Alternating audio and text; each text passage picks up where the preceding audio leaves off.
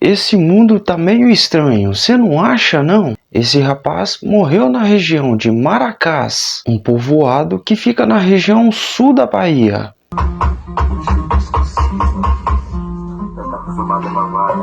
Mas, antes de morrer, ele fez um pedido. Ele disse que quando morresse, ele não queria tristeza. Ele queria que no seu cortejo fúnebre tivesse paredão. Os familiares e amigos acataram o desejo do rapaz. E o resultado foi mais ou menos esse.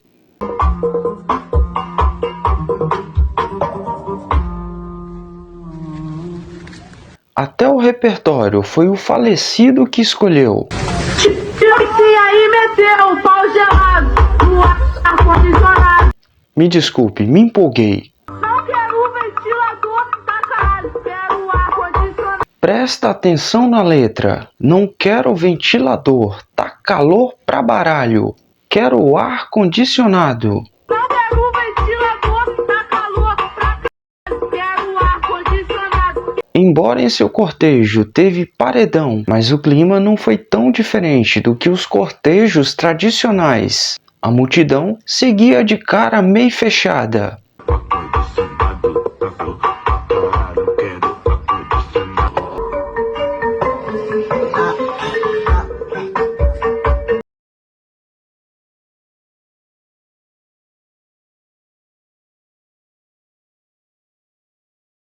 Bom, e para você que ficou no vídeo até aqui, eu sei que você quer saber de mais detalhes sobre quem era o rapaz e de que ele morreu, não é isso? Acertei?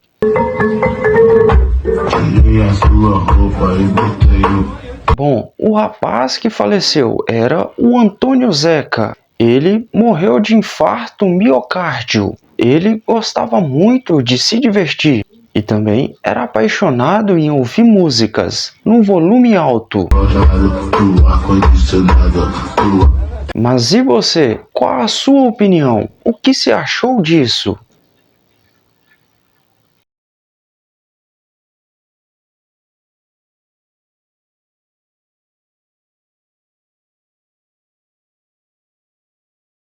Deixa o like e segue aí para mais vídeos. E até a próxima. Tchau!